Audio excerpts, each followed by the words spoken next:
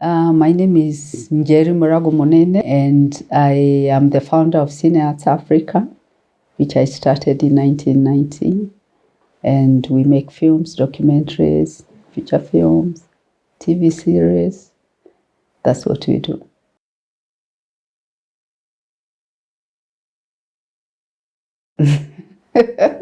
Well, I don't know. All I know is that in my class, I was the only girl. And this was at the Kenya Institute of Mass Communication. This is when the Germans came to start the first film training. And we had applied out of a class of 20, I think we were 21.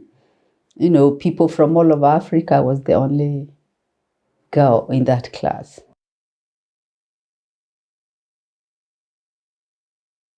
We would go and watch films. I was always fascinated, not, well, about the film, yes, but also about those names that I saw, you know. And I thought, you know, it would be nice to be one of those people telling stories. When now the Germans came to start the school, it was either I go to university or I go to do film. My parents were very forward-thinking and liberal. And I had this conversation with my parents, and they said, you know, it's your career, you make the choice, but whatever you choose, we support you. I specialized in editing. So I didn't start off as a director or producer. I specialized in editing.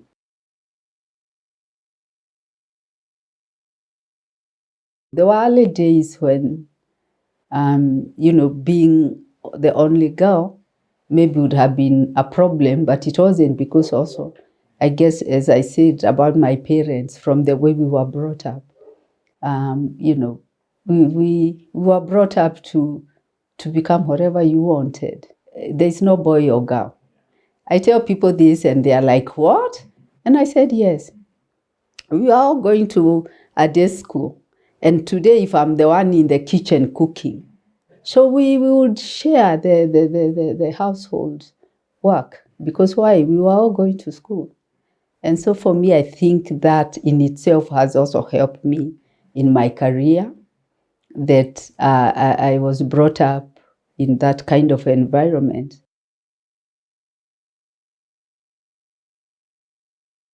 The one film that stood up in my mind, it was called Love Brewed in the African Pot. And that film was made by a Ghanaian called Kwa Ansa. And it ran in the theaters, I think, for 3 weeks, which was a record, because those days, and I guess even today, what we see in our theaters is mostly to do with Hollywood films. So I think it had been given space because it had made a name for like a week. And then they realized, even after the week, the queues were so long. People even were going to watch it for the second time. And for me, that's the one film that has stood out. Maybe, I guess, because it was made by an African. And you know, those are films that we never saw in the theaters.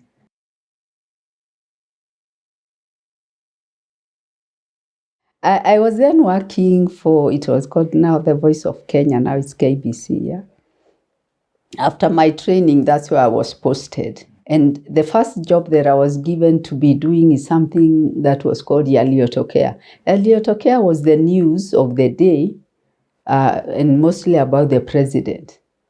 And remember those days, we were working on film, 16 millimeter, it was celluloid, it wasn't video.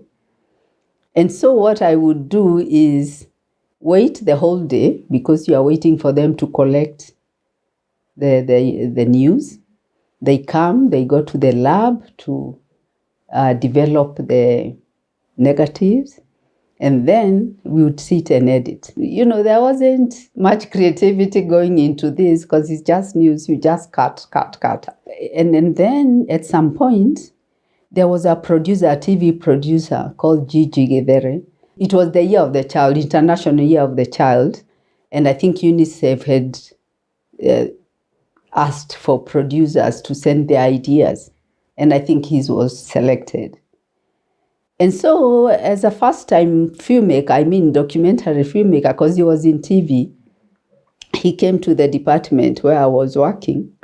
And, they went filming, and when they had filmed, they came and I was given the project, because I guess the powers that be then were thinking, oh, these are all first, timers, what can they do?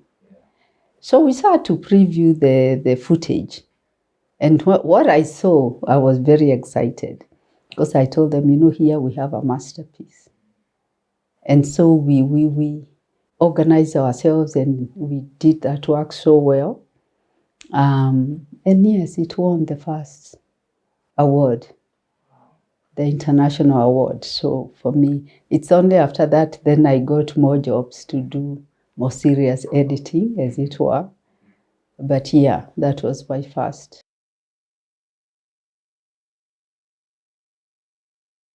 I didn't get into this field or into this sector by mistake, by default, no. After the training, I was looking for really much more to do, and I even started wondering whether now VOK was the place for me, because I wasn't seeing how I'm going to be able to build my career out of just editing Yaliotokea. I left VOK and went to Kenya Institute of Mass Communication, and I must say, the film that took me there actually was the Tender Ones. I moved on to KIE, and the work that I started doing there also opened my eyes that my work can be beneficial, not just to entertain, like those films that we used to go and watch, but also to educate and to inform, producing documentaries that were geared towards schools, that were raising awareness. And I remember doing one called Let There Be Light. Let There Be Light was a documentary about visually impaired people. And after editing this film, I felt like I've contributed to something more meaningful than just editing an entertainment kind of film. And so that has informed also my work at KIE, informed the work that I would continue then doing even as I started my own company.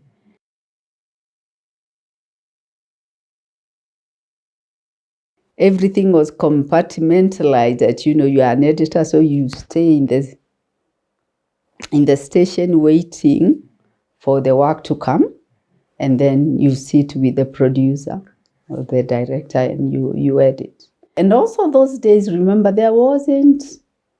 we didn't have any, what now we started calling ourselves later independent filmmakers. You either worked for VOK. There was also the Kenya Institute of Education. They had a educational media service section. So those were the two government institutions that were employing, filmmakers.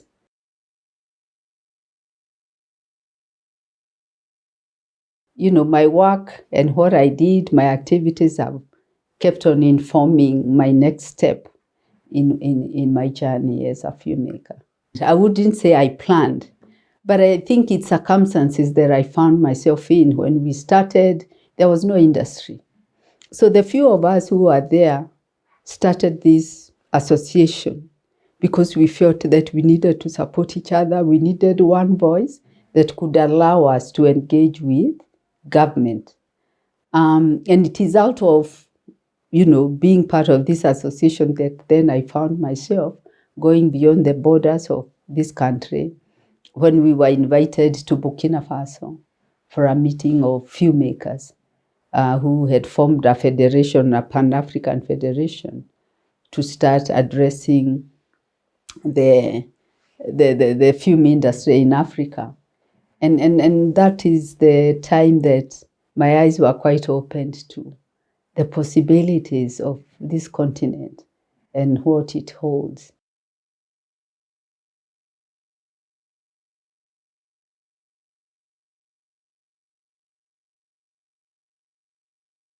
I just found myself in a space that I needed to do things, yeah.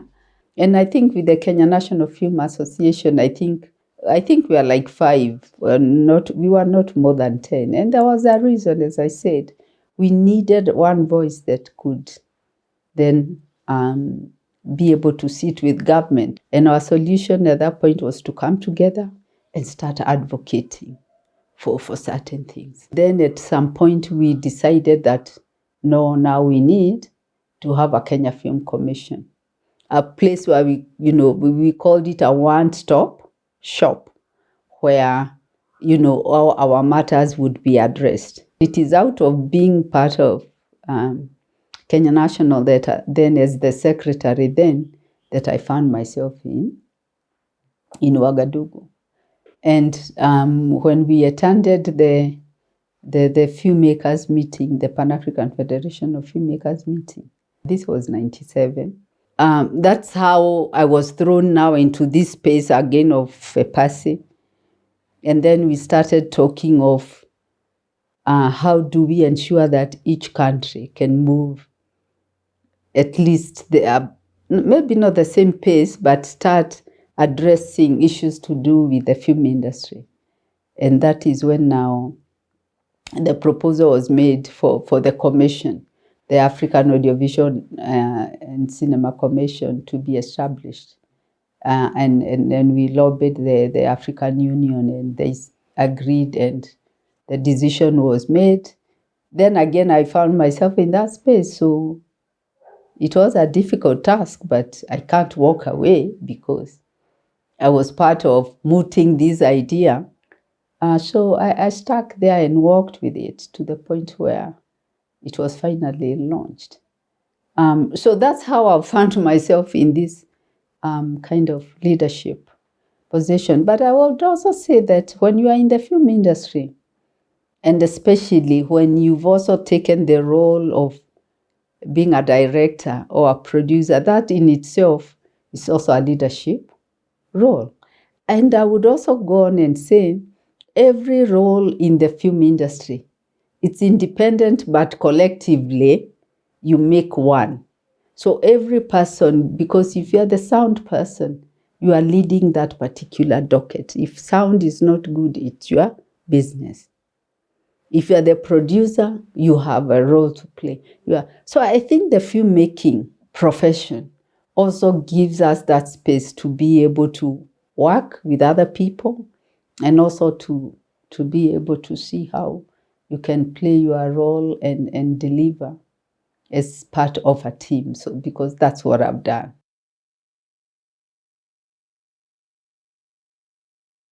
Mama Koigi's story was,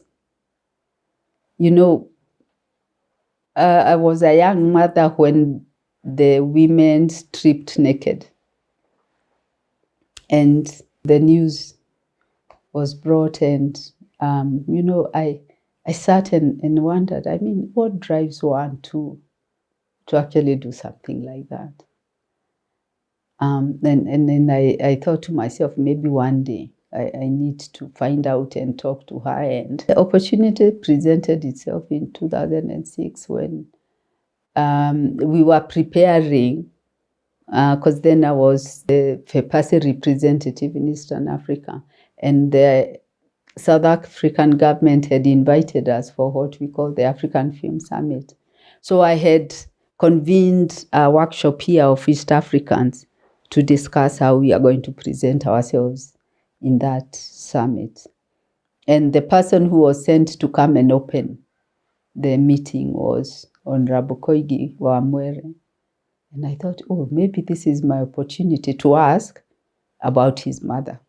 So as I was escorting him out, I told him, I would like to actually meet your mother because there's something I've been wanting to talk to her about, and I told him. So that's how now I was able to now connect with Mama Koigi. And I went there and I sat with her whole day. And I said, I want to do this for posterity because these are the stories that are lost. Why? Because Mama Koigi, and she says it herself in my documentary, she never went to school. She's not educated, but she knows right and wrong. She knows fair and not fair. And she wasn't going to sit back and with her 3 sons in detention, and do nothing. For me, it started as a documentary about her. And the reason they were in Uhuru Park, I just wanted to do a simple documentary. So then she said yes, and I organized my crew, and we went again. It was like 5 days of filming. And the one day, the one of the interview was actually just a full day of her just talking to us. And when we went back and started the editing, I realized the story that I wanted to tell is not capturing her story. What would capture her story is also that other part, because unknowingly she was there fighting for the second liberation of this country. Because this is when now, the reason her sons were in detention because they were fighting for multi-party democracy. And she found herself as a mother thrown in this mix. So I realized that this documentary is not complete without that other aspect. But how was I going to get that other aspect? Because films is about what you can see. It meant I needed to get archive footage. So it took me 2 years to be able to access, footage, the archive footage from KTN. So that's how now I ended up with this documentary. And I think, the good thing is that the same KTN actually were the first ones to embrace, this, even interviewing me about it. Because I think now Kenya had also moved to a point where we could freely discuss, our history and some of the things that didn't work well. And yeah, so the Mama Koigi's film ended up being quite a powerful film because it's about our history. Because when we interviewed her, she took us all the way back even to during the colonial times and fighting, the Mau Mau War. And so it's a rich documentary. Wherever that documentary we've shown it, whether it's New York, Ouagadougou, where it won awards, Nigeria, and many other places, people say we understand her. And I think if each one of us were to really think of why we do certain things, then we would understand why we need to respect and honor all those who have fought for this country in whichever space.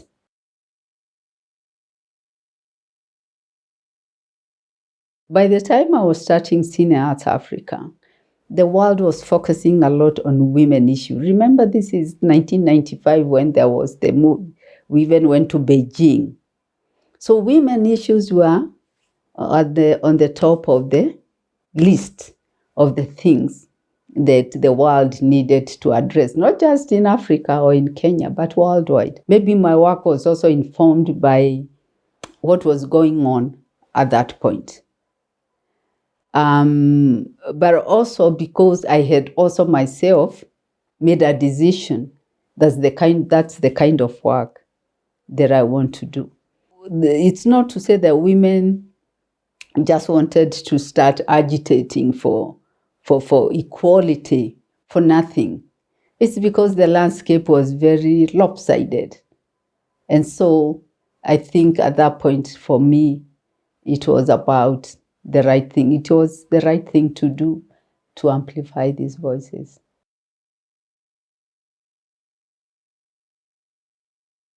Doing films that have a message doesn't necessarily mean that they should be boring. Saving Private Ryan, for example.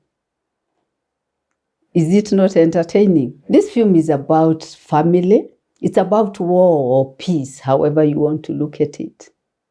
It's about conflict. And those are the things we are talking about. Those are social issues. So it all depends on how you package for people to watch, to sit and watch, and you also pass on your message.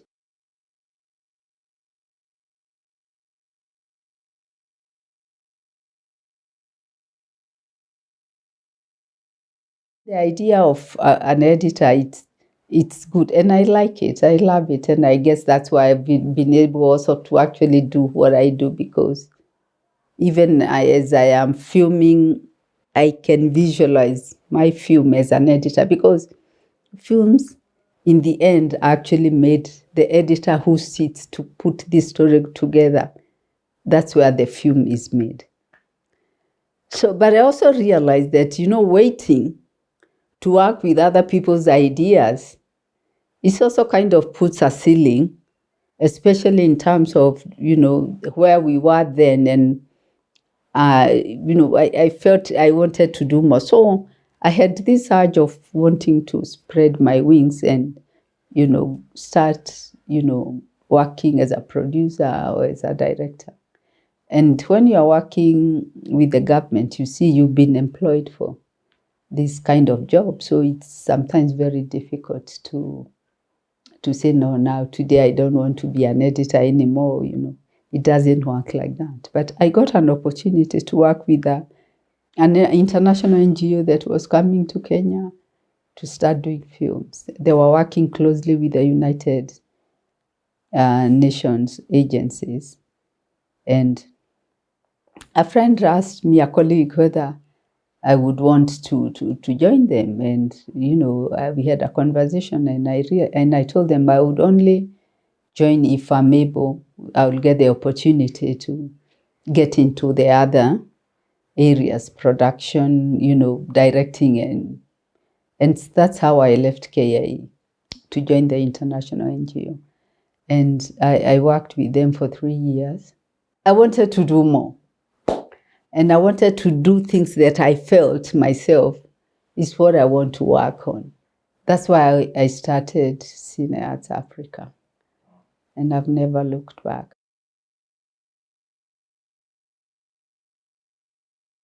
People attached to the projects that I do, especially when I was doing my feature films, I had, quite a number of young people attached to learn.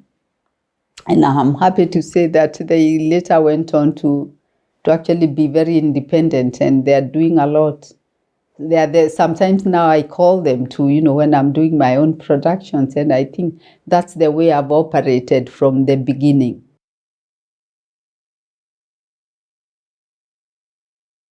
Training, I think, is important, though it's been shunned, and I'm on record saying that, you see, what happens is that we get people coming, they take a group, they train them for 2 weeks, and then people are unleashed onto the industry as filmmakers. No, I think it's time that we seriously look at what kind of training we are giving people, because anybody can pick a camera and shoot. I mean, these days, even with our phones, but that doesn't necessarily make one a filmmaker. With YouTube these days, everybody is doing it. But we must not forget that our work will also be measured when it comes to the quality of the work that we are doing, the camera work. The stories are our stories, but the structure, the equipment, and how we present them then have to be also of, international standards. And I think that's where we are. Or what we found is that, a lot of even universities have come on board to say they're offering these courses. And then, students will tell you they don't even get to even hold a camera in their time that they're there. So you cannot just teach theory, and at the end of the day, you say you've taught filmmakers, and then those students will come out to go and make films. And it's not a wonder that you then find that we don't have the competencies that we require. I think even the Ministry of Education need to do a thorough check on the institutions that are providing some of this training, to ensure that when you say you are training, film, there's training in film, then You also have the equipment and to be able to practically also train. And that is the only way I guess we then start to also now interest the finance sector, the banks, because that's the other thing I would want to see. I hope one day that filmmakers can walk into KCB or Equity and walk out with some financing based on the script that they have, that it stands in for collateral, because that's the way it works elsewhere. And then that will start telling us that we are reaching that stage that is saying, finally, a business sector is coming in the film industry. For me, I think that that is important.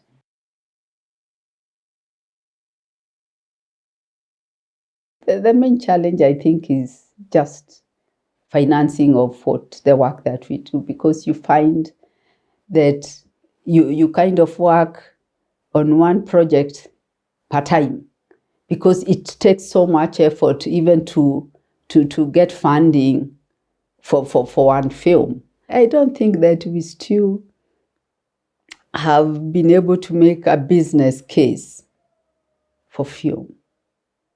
And not because it cannot be made. I think it's just because when a government does not quantify what you do and what you are contributing to the GDP, then it becomes very difficult for the same government to put money in it. It's only now that we've started, and this is out of lobbying again, we started seeing them, paying attention.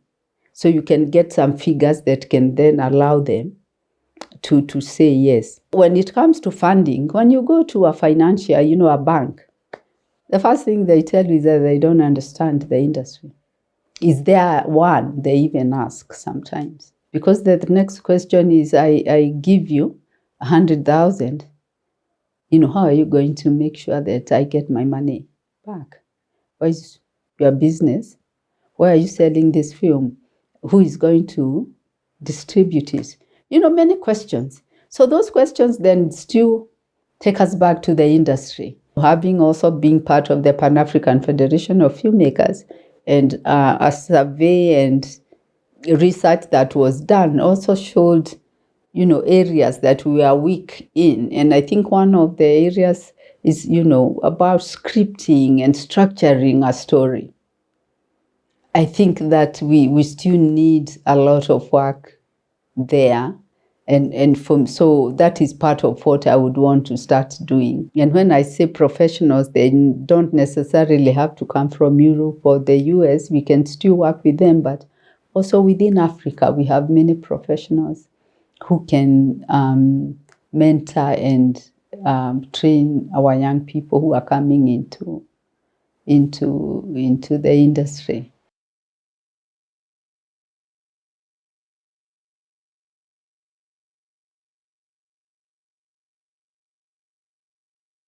Africa has kind of been swallowed by the rest of the world, because we are coming like 100 years later to start our film industries, yeah? And so I feel that there are areas that we need to address that we are not. Areas that, like the West, like in America and other places, they started by just actually making films about themselves, about their societies, and, the kind of films that would then lay a foundation even for the communities and societies. But, to get to the point now where they are making films about, sometimes things that you don't even understand, you deal with the basics first. And I think that as Africa, we also need to find what we call a film language, which we haven't been able to define it. Because if you check Hollywood, they have the language that they use, which we are borrowing, and just being sidelined because we can't, as I said, we started 100 years later. If you look at Bollywood, they have their language. Well, if you look at Nollywood, the reason, Nollywood films are making it is because they're also focusing on their own stories. Their stories in their villages, if you come to East Africa, I don't think that's the case. So for me, I think it's just how you choose as a filmmaker or even as a region, how to structure the films that you are doing, because I think that there is room for us to tell our own stories in our own way, and they will be relevant. I think they'll be relevant first to us. That's the most important. Now, if they go to elsewhere, even better, because that's important. We must have our authentic voice. But on how films are structured, we cannot start reinventing the wheel. It's been done and we can embrace it. But that language that we need as Africans to be able to tell our own stories is what we just need to work on. But the rest of the things, whether it is now the cameras, we are not even the ones who are manufacturing them. Sound, there are standards of good sound that you can't now say, oh, this is the African way of doing things. No, it's either good sound or, bad sound. And those are areas that we need to work on. But I always find that we always find an excuse of, being African. And also sometimes we are excused because you're African. I don't like that. It doesn't mean because you are African, you can't do things right. We can.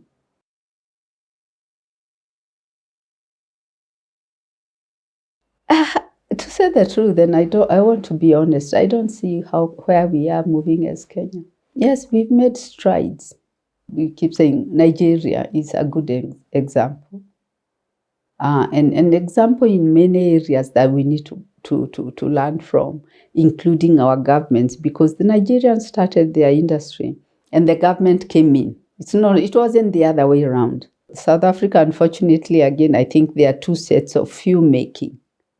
The local one and the one that had always been there even during apartheid.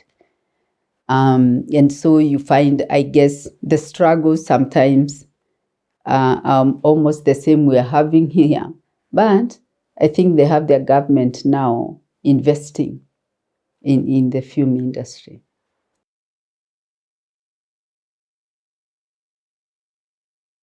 As Africa, we still don't have a clear distribution channel that we can say this is ours. So today we are still relying on those who are coming. Before it was the theaters, owned by the 20th century and others. Now, streaming has come in, so we have the likes of Netflix, we have Showmax and others. The landscape is not the same. How do you treat me here in Africa? It's not the same as when the Netflix goes to somebody in Britain or in Europe or in America. So we still need to find a way for us as Africa to just consume first and foremost. That's what I think, what we produce. The distributors, the known ones, the big ones, don't consider Africa as a territory. Maybe things will change with the streaming. But what does that tell you is that Africa is still sleeping. We need to wake up. Because films are about numbers. And we have the numbers. We have the stories. We have the know-how. People, like Netflix and others come. And I'm not saying that it shouldn't come. But the government is not asking the right questions. No, they are not. So they embrace them, but they do not embrace the local filmmakers to find out what is it that we can do.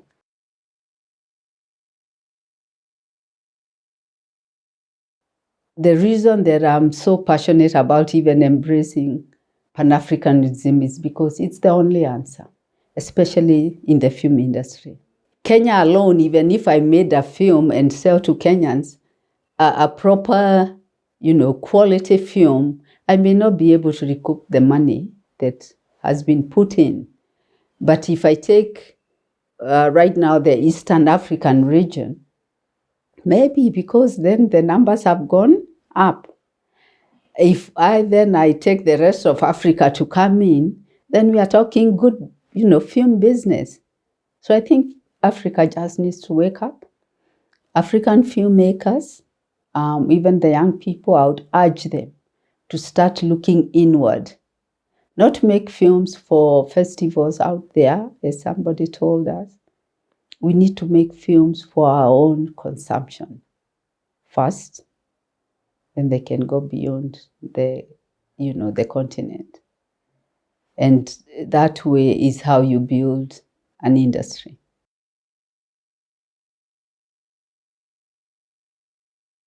Africa woke up in 2013 when they came up at the African Union with what they are calling the agenda, African Agenda 2063. It's the blueprint for this continent on how we can develop and build Africa that we want. Not the Africa that was given to us, demarcated, then we've kept on listening to people tell us what to do, and we just take it. Netflix comes, we take it without asking questions. How about us starting your own? How can the continent itself start looking at how they can consume what they are doing as a continent? Not just our leaders, all of us. To be able to discuss openly about our history, our present, to look at the future, unless the African wakes up and realizes that anybody who comes to you with help, they are not helping you. Because they are coming to find solutions to what they want, while the solution actually is lying with us. They keep telling us that Africa is the richest continent. How is it the richest continent and we are the poorest? Sometimes people think, Africa is a lost case, or why are we focusing on Africa, and the world is out there. But as I said earlier, until and unless we start looking at ourselves from within, nobody will ever come with the solutions that we think will come from others.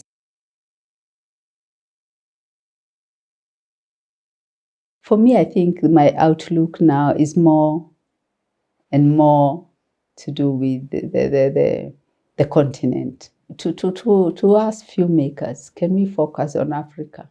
The stories that are here, they've started coming and taking those stories. Another form of colonization in a way, but we are the ones this time round just giving them the free space to colonize us in different ways than they did. I've seen many countries taking on this agenda, but I don't think it's been embraced actually by Kenya. It needs to stop being just talk. I think we need to live it, own it, walk the talk, and if from our leaders to even that grandmother in the village, if we walk Agenda 2063, we will completely transform this continent.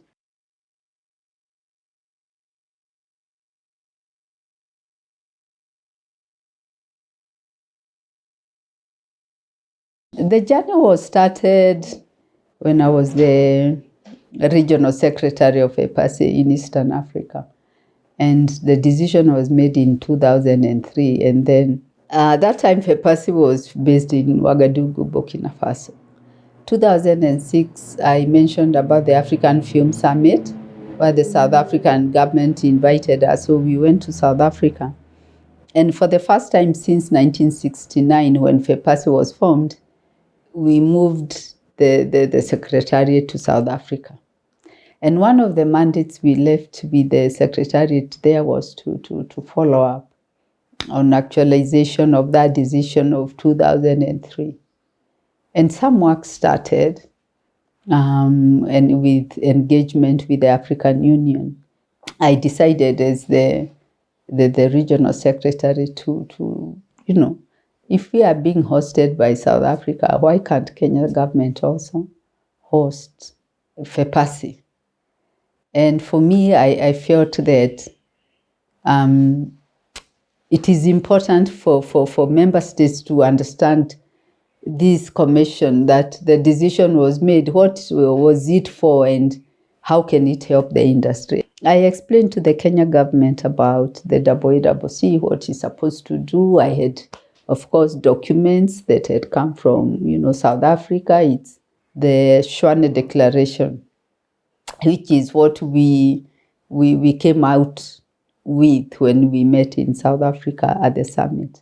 And it was very clear that filmmakers wanted this commission. Then it is after that, then I requested whether they can also host FEPASI, so that now we can start the journey of making sure that the establishment happens. So that's what happened. But it was a journey that took some time, because just getting the cabinet memo signed took 2 years, because we needed to come to Kenya knowing that there will be an allocation of resources to be able to do the work that was set out. And then the Kenya government lived up to its commitment from when they hosted FEPASI. And, the work was done in record time, because they also, through the Ministry of Foreign Affairs, were able to engage with the African Union and the department that was concerned.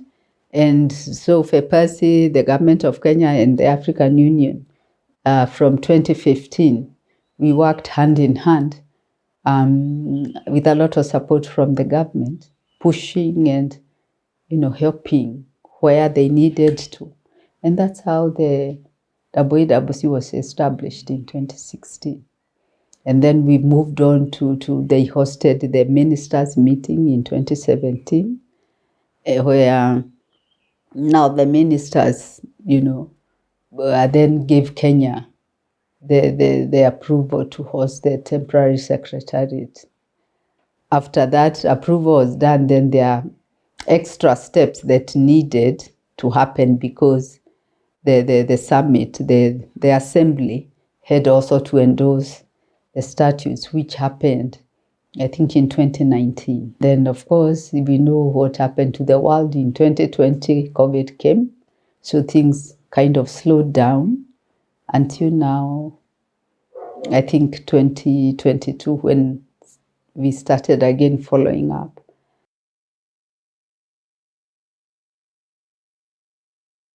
We started with President Kibaki with the cabinet memo, and the fact that, yes, this is something worthwhile to support. The government of President Uhuru came in and they gave the resources for us to work as FEPASI here for 4 years. Then President Ruto's government came in 2023 and they signed the host agreement. So I think there's been goodwill throughout. And why? Because I think the creative industries, everybody knows, and even there was affirmation during COVID, the importance of the creative sector. And I think also the fact that it's, a lot of our young people, and the population of our young people, especially in Africa, and most of them being in the industry, I think every government is giving a lot of priority and focus on areas that can be able to provide jobs and livelihoods for young people. And I think Kenya government has done that very well. And my hope is that they will continue to ensure that then the temporary secretariat is operationalized by getting the 15 member states to sign the statutes.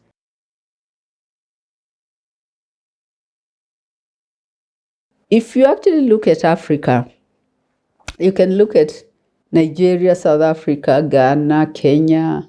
I don't think you would end up with more than 10 countries within Africa where the film industry is anything to talk about. The main idea, I think, for AACC is to help each member state to focus on the film industry and the cinema and audiovisual industry.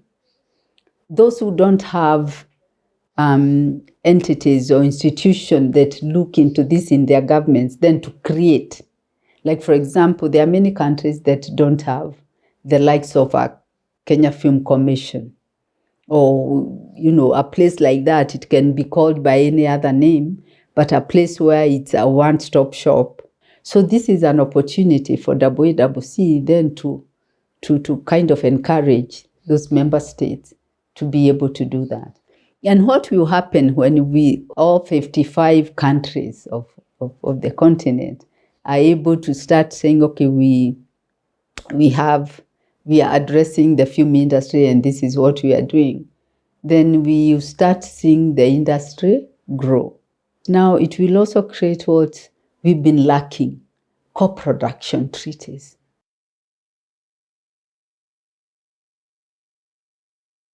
A working AACC, I think, will accelerate the development of the film industry in Africa. But that also will happen if member states embrace it. So again, it will not be a fit for all. I think countries will also move at different paces. But the important thing is that at the end of the day, each country is focusing, whether in a small way or in a big way, on the industry and what they can help, how they can help the filmmakers in their own countries.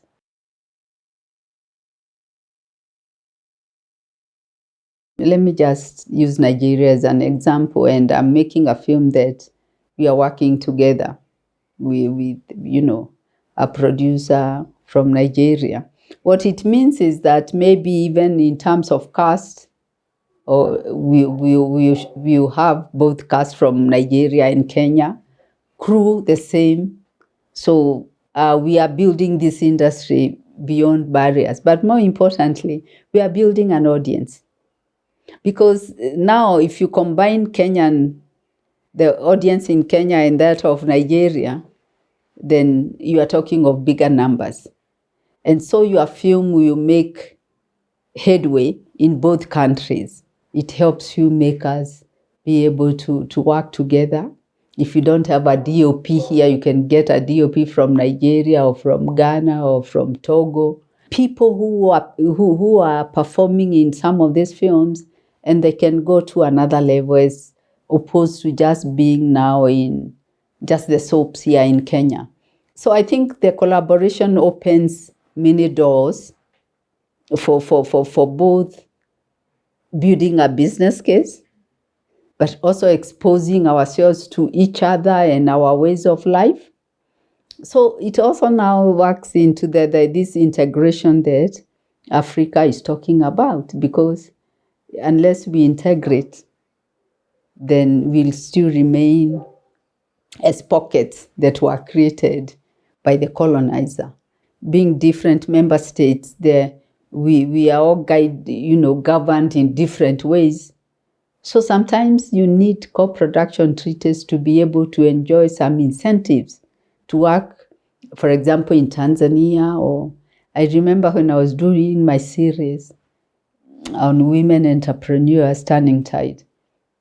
It was quite difficult, actually. It was in East Africa, but the dynamics of filming in another country, kind of impede on the process, and sometimes getting approvals is difficult. We can start repatriating our archive footage that was taken away by the colonizer. It is ours. Whether it's a history that we want to forget or not, it is our history. And we have a lot of that lying in studios outside the continent. So that's another function. From there, it's also about learning from each other, because I don't think that we should remain in the sense that we can only learn when you go to America or to Europe. There are many good examples that we can learn from within Africa. And I think that is what is also being encouraged by the AACC, because this agenda that I talked about, it says that solutions lie with us.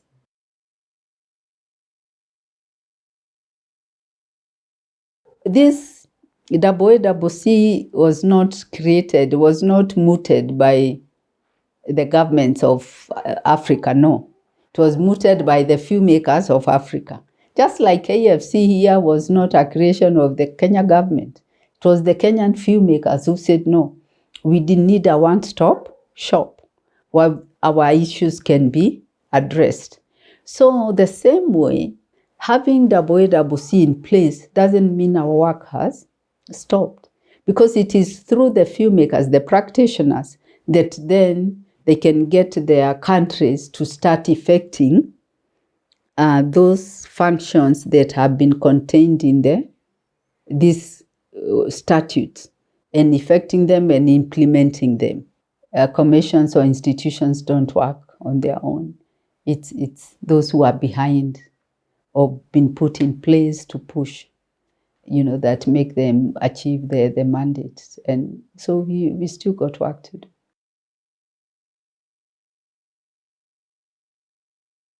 I'm convinced that, Africa, we have what it takes. And I think we need to be careful, even as young people, even with the TikToks and YouTubes and whatever else is coming onto our space, to be careful not to be swallowed by all this, and then we lose the space that we need to have. But I think what I've seen is positive, because there are young people who now believe so much in their motherland. They've gone out there, they have seen they need to fight for the space, because nothing is ever given to anybody, especially in Africa, so far on a silver platter. It is always like, and especially in this industry that we find ourselves in, it's been an uphill task, but I think we are approaching a time when we can start seeing, at least we can see some light at the end of the tunnel, as the saying goes.